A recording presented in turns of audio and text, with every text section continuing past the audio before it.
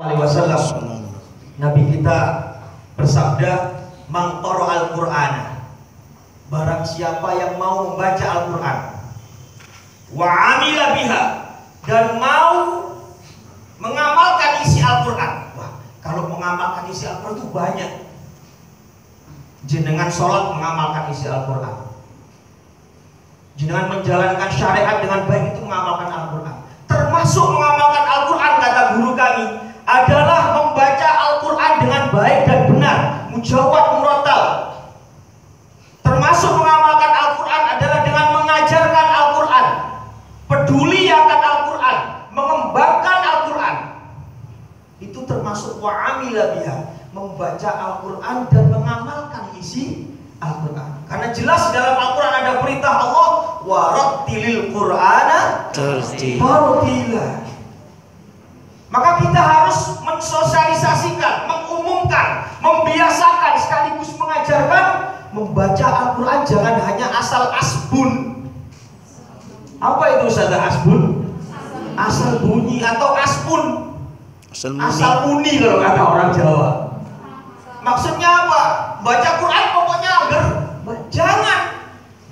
Kita harus menjadi wakil-wakil, delegasi-delegasi yang mampu menyampaikan membaca Al-Quran harus warattilil Qur'ana tartila.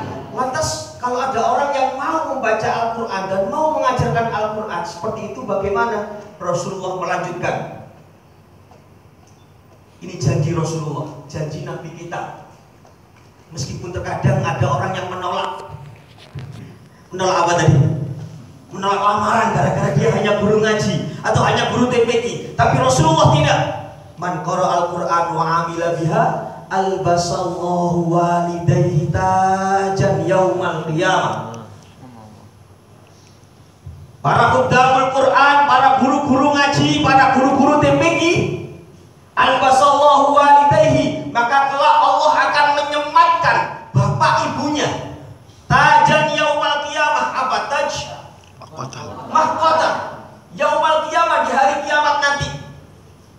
Dauhu, yang mahkota itu kata Rasulullah sinarnya, cahayanya khairun min dau'is syamsi ala buyutid dunya, lebih bersinar dari sinar matahari yang menyinari rumah-rumah yang ada di dunia. Coba, orang tuanya saja dimuliakan Allah seperti itu. Fama dhannukum bima 'amila bihada al-hadis au kama qala. Kalau ahlul Quran itu orang tuanya saja besok di hari kiamat dimuliakan Allah, dianugerahkan mahkota yang cahayanya melebihi cahaya matahari. Fama dhannukum, Rasulullah melanjutkan, lantas bagaimana sangka kalian? Bagaimana perkiraan kalian? Bagaimana Allah akan memuliakan amila bihada ahlul Quran itu sendiri? Oleh karena itu, para ustadz-ustadzah yang saya hormati, kita sekarang berkumpul di sini bukan tanpa sebab.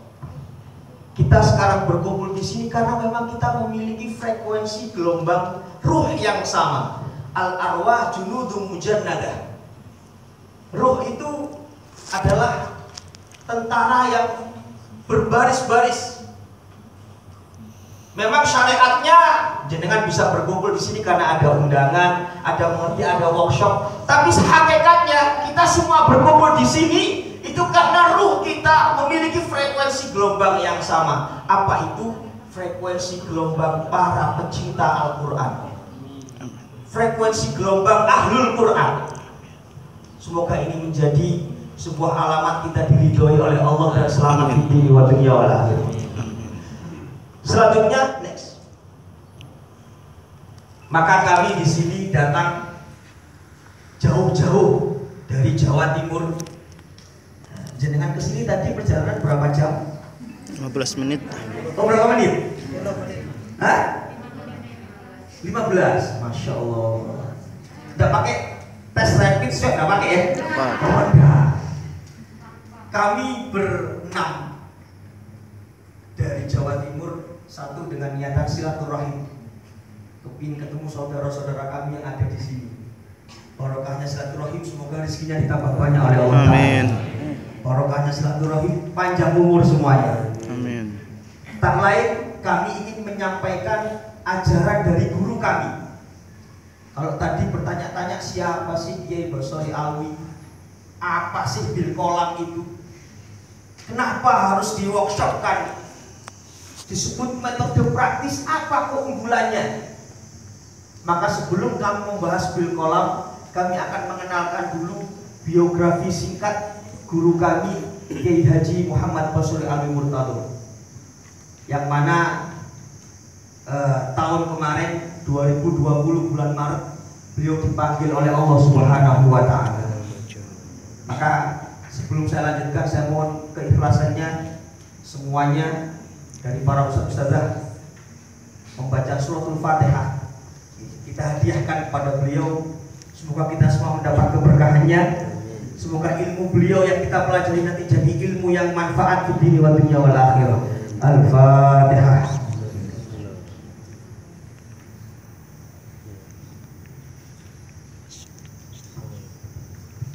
Para ustaz-ustazah yang saya hormati, karena mulianya Al-Quran, karena agungnya Al-Quran, maka siapapun yang belajar Al-Quran tidak boleh sembarangan. Kalau tadi dikatakan oleh Tuan Guru Sanusi, sudah banyak metode, metode A, metode B, metode C, dan seterusnya. Mohon maaf, guru kami mengajarkan semua metode itu baik, karena semuanya mengajarkan Al-Quran. Kami tidak diajarkan untuk menyalahkan atau untuk mengalah-ngalahkan, menjelek-jelekan metode yang lain. Na'udzubillah min dzalik. Tapi kami akan memberikan sebuah info, kenapa kok harus bil kolam? Kenapa kok harus Kiai Haji Muhammad Basori Alwi? Karena apa? Karena orang belajar Al-Quran harus memiliki guru. Orang belajar Al-Quran, mohon maaf, tidak boleh hanya belajar dari media-media. Apalagi sekarang akunten, belajar Al-Quran hanya berdasarkan video. Sekarang juga ada, katanya ada Al-Quran pena berjalan. Nah, jadi penanya kalau disentuhkan dalam Al-Quran bunyi. Itu di kota-kota banyak. Memang benar penanya kalau disentuhkan itu bisa bunyi. Tapi kalau dia nirunya keliru, nirunya salah, apa kira-kira pulpennya bisa nyetrum gitu? Kan tidak mungkin juga. Maka hukumnya fardu ain, wajib. Seseorang yang ingin belajar Al-Quran memiliki guru. Lah disinilah bil kolam menawarkan itu, para ustaz-ustazah yang saya hormati. Siapapun yang menggunakan bil kolam, maka dia akan irtibat. Apa irtibat? Akan tersambung dengan seorang guru Quran yang besar, Kiai Haji Muhammad Basori Alwi. Beliau lahir tahun 27. Beliau pengasuh sekaligus pendiri Pesantren Ilmu Al-Quran Singosari Malang. Kiai Haji Basori Alwi juga termasuk salah satu pembina dan pendiri Jamiyatul Qurra wal Huffaz Nasional. Apa itu Jamiyatul Qurra wal Huffaz? Dari Jamiyatul Qurra wal Huffaz inilah memunculkan sebuah ide-ide, akhirnya muncul MTQ. MTQ yang sekarang bukan hanya milik Indonesia, tapi sudah menjadi MTQ tingkat nasional bahkan internasional. Beliau termasuk yang sebagai pencetus dan pendirinya. Kalau nggak salah ceritanya waktu itu beliau masih sering aktif di Masjid Sunan Ampel Surabaya. Lanjut. Seperti yang saya katakan tadi, siapapun yang menggunakan bil kolam, para ustaz-ustazah, maka dia akan terlibat langsung pada seorang guru Quran yang bersambung sanadnya kepada baginda Rasulullah Muhammad Sallallahu Alaihi Wasallam. Kiai Basori Alwi sendiri memiliki banyak guru atau masyayikh. Di sini ada kurang lebih 17 guru, mulai dari ayah ada beliau Kiai Alwi, Kiai Abdul Salam, Kiai Dasuki, Kiai Yasin, terus banyak. Namun dari sekian banyak guru itu, Kiai Basori Alwi berguru Al-Quran kepada Kiai Abdul Karim, pada Kiai Abdul Karim. Dari Kiai Abdul Karim ini, guru kami Kiai Basri Alwi memiliki sanad muttasil Al-Quran sampai pada Imam Asim riwayat Hafiz. Dari Imam Asim lanjut sambung pada para ashab Rasulullah, Sayyidina Ali, Sayyidina Zaid bin Sabit, Sayyidina Utsman bin Affan, Sayyidina Mu'ad bin Jabal. Dari para sahabat itu sambung hingga Rasulullah Muhammad SAW. Maka jelas sanad keguruan, sanad keilmuan beliau Kiai Basri Alwi tentang Al-Quran. Kenapa harus seperti itu? Karena Al-Quran diturunkan Allah juga secara langsung turun-menurun. Tadi sempat disinggung, metode yang ada di dalam Bil Qalam ini juga metode Jibril. Kenapa metode Jibril? Karena semua metode pembelajaran Al-Quran berawal dari Malaikat Jibril alaihissalam.